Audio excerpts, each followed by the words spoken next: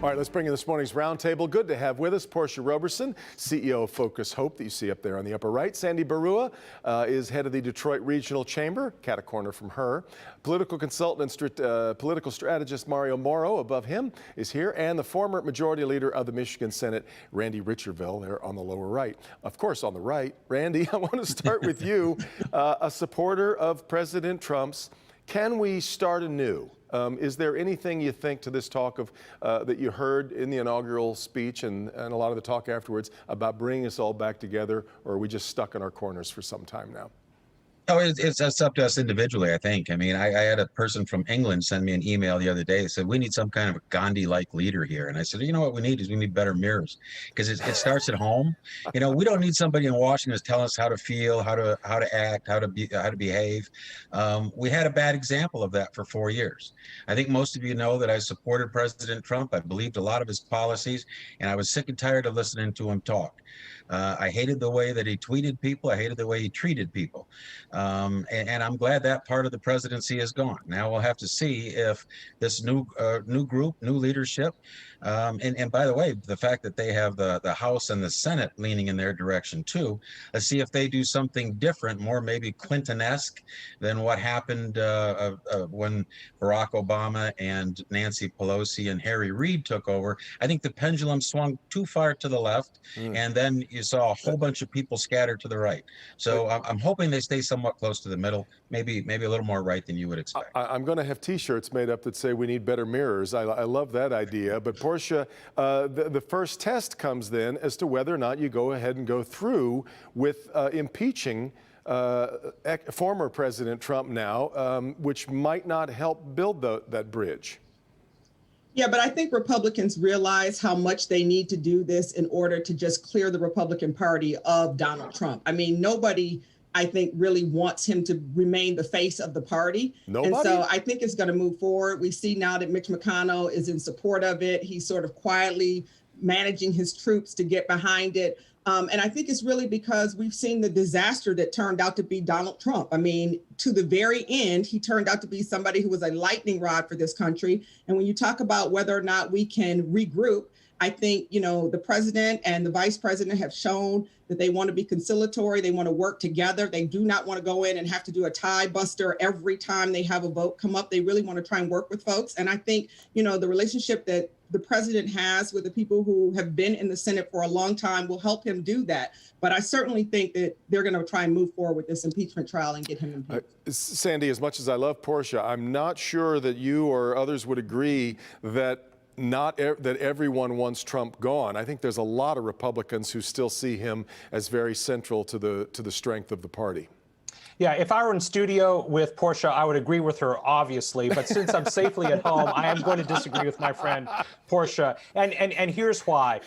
Donald Trump's support within what remains of the Republican Party, and I think that's an important point. The Republican Party is very different today than it was 6 years ago and certainly 15 years ago, is well into the 70% range. So there is still those kind of handcuffs to Trump that still exists. So I wish she were right, but I think when you look at the idea of impeachment, and I think it's famously known that, you know, I'm a Republican, but I'm not a supporter of former President Trump's, is that impeachment, when you look at the historical example of Gerald Ford pardoning Richard Nixon, that was highly controversial at the time, highly critical at the criticized at the time. Yep. But in retrospect, we look at that as very much the right decision for the country to move on. I think there's a lesson there with Michigander Jerry Ford in terms of how we move forward and how we kind of, you know, start that process of healing our nation. I think we have the right man in Joe Biden to start that healing process. I think we have the, you know, history kind of shined on us because he's the right temperament. Let's take advantage of that. Mario, what are your thoughts? As I said to the governor earlier, it's good news, bad news. If you got one party in control, it's all on you now. How do you expect them to manage this majority and this moment that they have? I think the Democrats have been waiting for this moment for a while now. We all have suffered, both Republicans, Democrats, and independents, under President Trump. As far as impeachment goes, I think that, you know, you do the crime, you do the time, as it relates to, you know, bringing some reality back to what's going on in this country. what he did was unacceptable and unexcusable. And I don't think we can get away with it. I don't think the Republicans realize what a danger Donald Trump has been for them for the last 4 years and will be for years to come if he is successful in creating the Patriot Party. And what he does is by creating a Patriot Party is pretty much dismantling the entire Republican Party for years to come. Somewhat reflective on what happened with the Tea Party back a few years back. Randy, what do you want to see happen there? Is that foolhardy, a fool's errand, to keep going after President Trump after he's out, or is that the right thing? As Mario said, if you do the crime, you do the time. Well, I guess we have to talk about Kwame Kilpatrick at this time if we want to talk about doing the crime and the time and all that stuff. But no, I don't think it makes any sense at all to continue this. Why don't we just let this go forward? If the president and the current vice president say we want to move forward and be reconciliatory, why don't we do that then and leave this impeachment thing go? Don't we have more important things to do? And what is Donald Trump going to do without that continued, emphasis on what he has to say as being so central to a small group of people? There are a lot of us out there, Sandy included, that are conservative, that believe in business. We think that there are a lot of things that can be done with this administration working together. Let's move forward instead of moving backward. That's what I would say. Portia?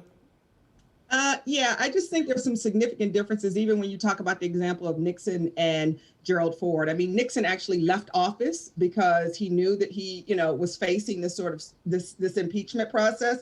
I think, if we had seen any of that from Donald Trump, instead what we saw is an insurrection at the Capitol. And let's not forget that there were a ton of Republicans who were in danger during that time. So I think this is a little bit more significant than somebody who just espoused opinions that we didn't agree with or tweeted more than we would have liked. This was something that he encouraged, and it happened. It put a lot of people in danger. It subsequently resulted in the death of over 5 or 6 people. So I think it's a little disingenuous to say, let's just move forward. Because another thing is sometimes in order to move forward and ask people for forgiveness, you have to actually hold people's feet to the fire for what they've done. And I think in this case, we're constantly asking folks to just forgive and move forward, and nobody ever pays for what they've done. In this case, the president has to pay a little bit.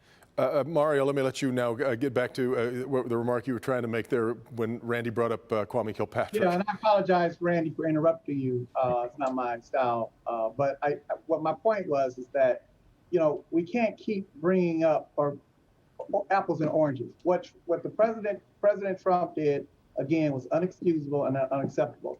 And he has to be held accountable. He was the leader of the free world, the president of the United States.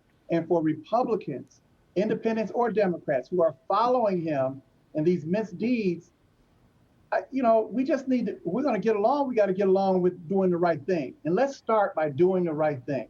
Supporting President Biden, but holding President Trump accountable for his actions. Mario, you got any thoughts on the release of Kwame Kilpatrick? Should we be thinking at all about what kind of future he has ahead of him, or do we just let that dog go to sleep?